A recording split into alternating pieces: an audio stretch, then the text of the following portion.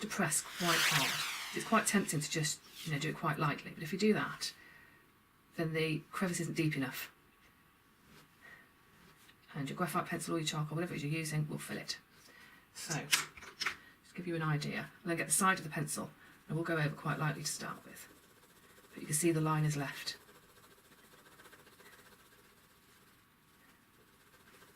Just keep going over it and over it. And even take the paper stump.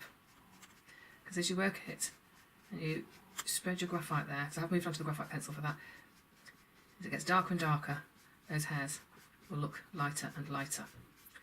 If you go in too heavy to start with, I find that again, the graphite or the charcoal, whatever you're using, will fill those crevices, and you don't want that. So I'm going to go in, build up on it, on the side of the pencil, and then just the contrast increases.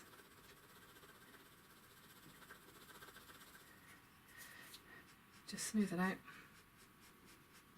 That's quite a good effect if you want to do fur or hair or anything fine, so grass or anything where the light catches in, you want it to stay nice and light. Now here's an equestrian portrait that's a little bit further along, so I've approached it in a very different way to the little girl.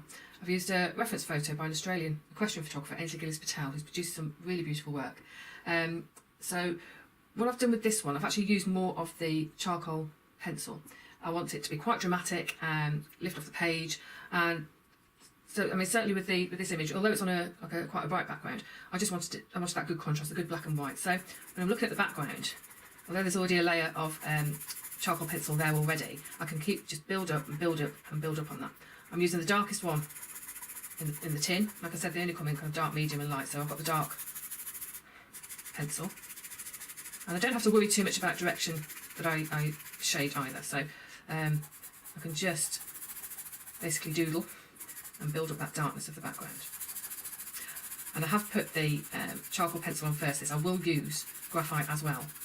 As I said earlier, I want the darkness of the charcoal pencil, and if I put the graphite first, it'll just basically slide all over it. It will darken it a bit, but not as much as I want it to go. So I've got kind of the darker side of my paper stump. I will then work that in. Blow the dust as I go. See, already starting to get a messy paper.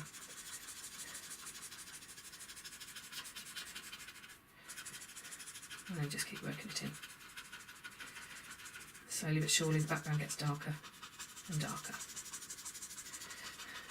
I like good contrast. When I'm doing my graphite work, it's always what I'm after. I want the darks really dark and the lights light. So you can see there, nice and dark. Now I mentioned earlier that one of the tools that I use is a dart. Now the reason for this is that when you have something that has fur or fine lines, you can use the dart to stop, to keep it kind of nice and bright. It will stop the graphite or the charcoal going into those lines. So although actually on my reference picture there isn't any mane behind the horse's ear, I'm going to put just a few strands in so you can see what I mean. Behind that, 'cause it's actually where the horse's neck goes down, I'm going to build up on that background again. Just make sure, keep an eye on my reference picture. Don't go over the horse's ears.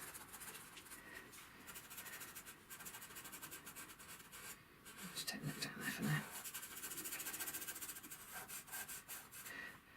You will get a lot of dust from a charcoal pencil. So we'll just do a quick smooth of that. And you'll see the background starting to tie in with what I've already done. And the horse's head will start to emerge. Right, so now I've darkened up that background a little bit. I'd like a little bit more contrast here with just a hint of the mane there, and also I need to give that ear a bit of form. So I've moved on to a darker graphite pencil now. This is a 9B. So what I'm going to do is I'm going to pull in that graphite from the background. So make use of what I've laid down already, just to give that ear a bit of form. And then while I'm at that, I will just bring that down, and you'll see those hairs, hint of mane, just getting darker and darker. And I'm going to go onto the side of my pencil. Not too hard or I'll fill the crevices.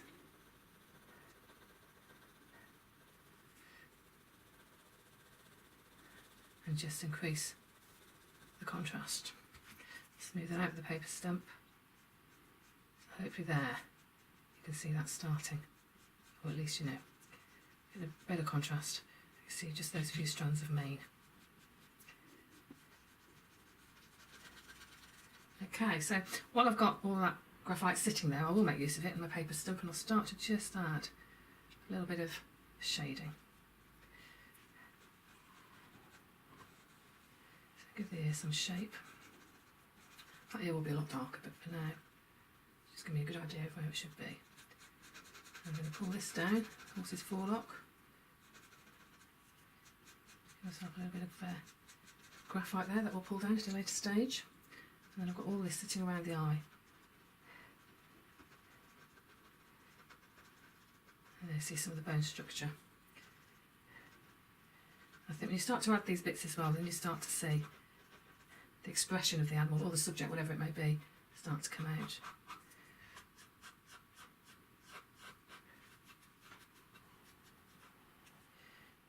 Okay. So I'm actually going to move back onto my 3B here. We're going up a tone here. I'm going to do it quite lightly. Fill in the horse's face. There's a nice kind of sweeping curve there.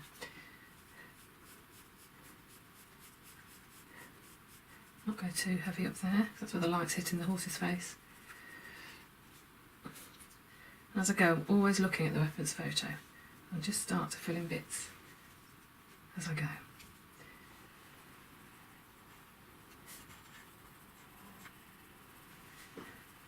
And you just build up slowly but surely all these little areas.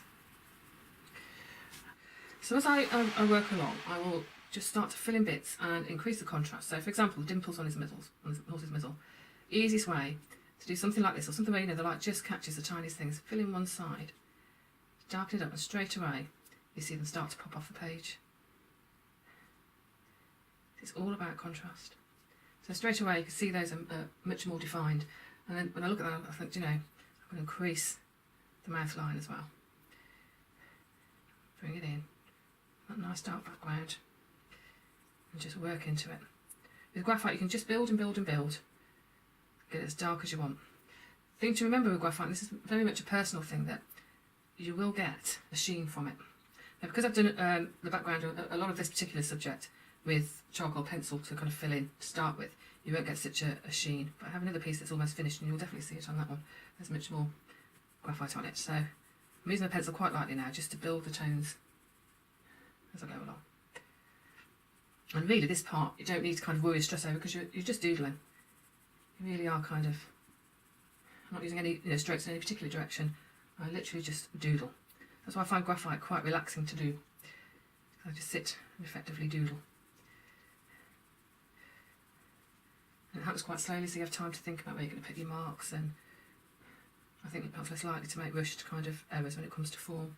But something like this, you know, the bone structure is important.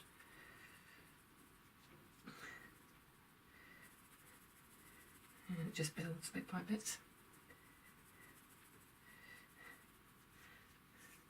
Move on to the paper stump just to spread it around. If you want it to happen a bit quicker, you can speed things up quite nicely.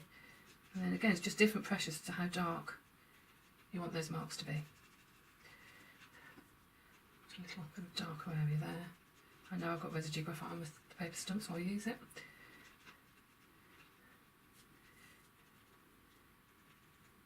Pull it out from the eye socket.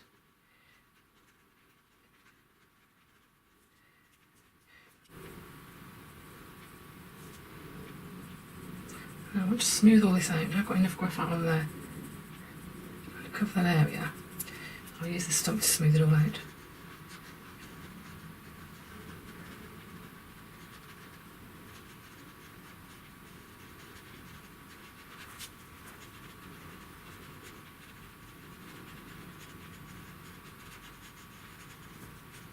Go quite like there. And you know, if you've got an area that you're not happy with, you think, oh, I've got it too heavy there, you can just use your putty rubber to lift it out. A bit of reflection there. And it comes off nice and easy. When you build up slowly, you're not going to make any permanent marks that are going to be difficult to get at. So that's how the facial features build.